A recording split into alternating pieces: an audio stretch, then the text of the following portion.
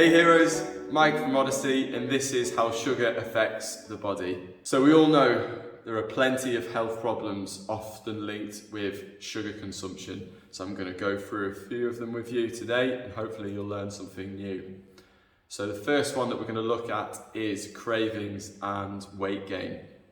So we're all pretty familiar now, we all know to an extent that sugar can have some types of negative effect on our mindset, but also on our body. Overconsumption of sugar obviously normally leads to weight loss. Once your body crashes, it will send out signals to you that your body needs more energy in the form of hunger.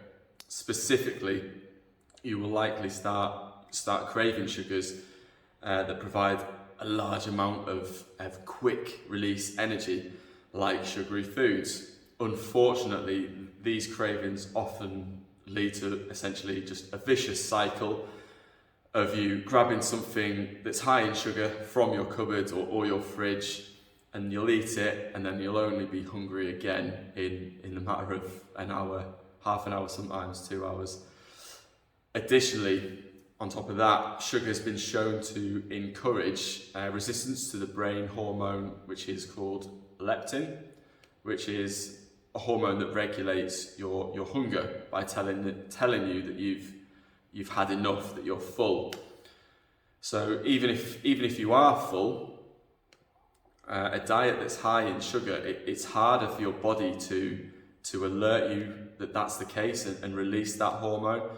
And to make matters worse, eating foods that have added sugars in them makes naturally sugary foods like fruit, it makes it feel almost like it's less sweet when you eat it, which makes it much less likely that instead of reaching for that fruit bowl, for that apple or the banana, you'll want to go for something that's got refined sugars in them, making your sweet tooth act up.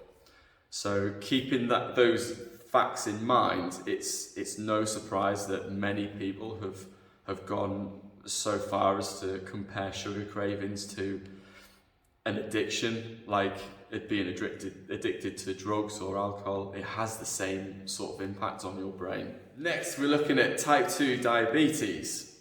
Since eating too much sugar, it may lead to obesity and insulin resistance, the top two factors of type 2 diabetes. Eating too much sugar has really, really strong ties to the onset of diabetes, and in turn, diabetes and having too much sugar in your blood can lead to health issues related to your kidneys, to your liver, to your pancreas. And diabetes, it's one of the most insidious health problems associated with sugar consumption, and unfortunately, that prevalence it's just on the rise all the time. And it means that, including the number of undiagnosed people, there is an estimated 4 million people living with diabetes in the UK at this present moment in time.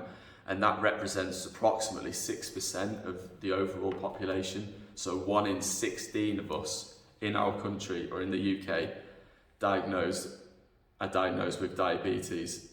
Pretty scary. Next, heart disease and heart attacks. Eating too much sugar on a regular basis has been shown to increase the rates of obesity, high blood sugar, high blood pressure, inflammation, and atherosclerosis.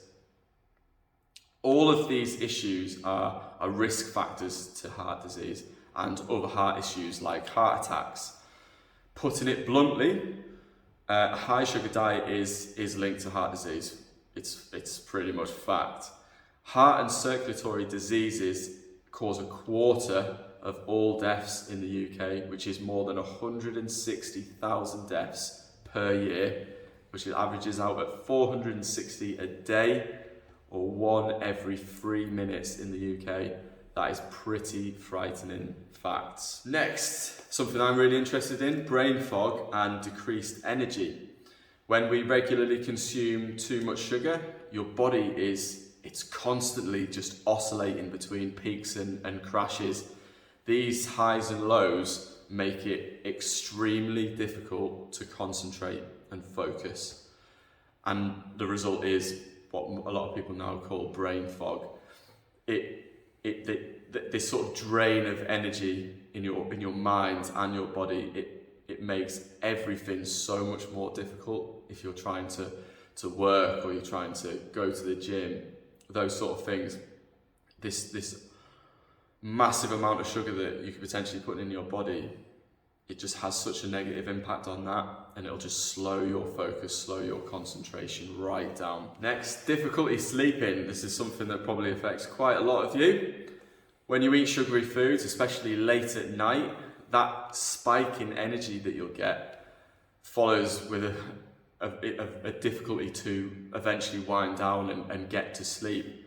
And a bad night's sleep means that you'll be so much more likely to be really tired the next day, and then this will just lead to those cravings again for those high energy, sugary sort of foods, which is just creating another cycle that can be very, very, very difficult to break. Mood. We already know that energy highs and lows that come with sugar overload can cause irritability and fatigue. If you repeat that cycle over and over again, and you throw in trouble sleeping, chronically decreased energy levels, and less endorphins from working out, potential weight gain, and loads of other potential negative effects that this sugar could have on your health, you've created essentially the perfect environment for mood disorders such as depression and anxiety, to which will thrive. And to that end, there's been a lot of studies that have found a lower intake of sugar can be associated with better psychological health. Simple as. Tooth decay. The sugar in sugary foods doesn't cause tooth decay itself, but when you eat sugary foods, the natural bacteria in your mouth converts it into some sort of acidic substance. And as acid tends to do, these acids will eventually wear down what's around them. In your case, in the case of teeth, it's your enamel. Thus, it's weakening your teeth and making them more susceptible to cavities. And it'll probably throw in some yellowing in there as well, which we don't like one bit. Look at all of that, guys. I mean, the big one when we look at sugar and how it affects you, the big one usually is weight gain. It can be a real issue. There's a lot of sugar in everything we eat.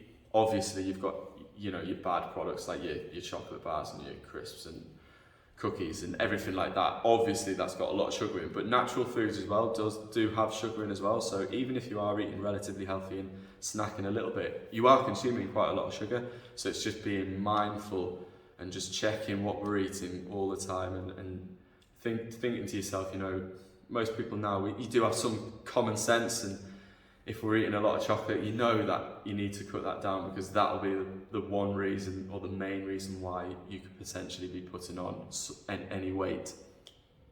So I'm going to leave you with this. Sugar, it activates the opiate receptors in our brain, and it affects what's called your reward center, which leads to compulsive behavior. Despite the negative consequences like weight gain, headaches, hormone imbalances, and more, every time we eat sweets, we are reinforcing those neuro pathways, causing the brain to become increasingly hardwired to crave that sugar and just want more and more and more, building up a tolerance like any other drug. So that's the end of the video, guys. I hope you really enjoyed it.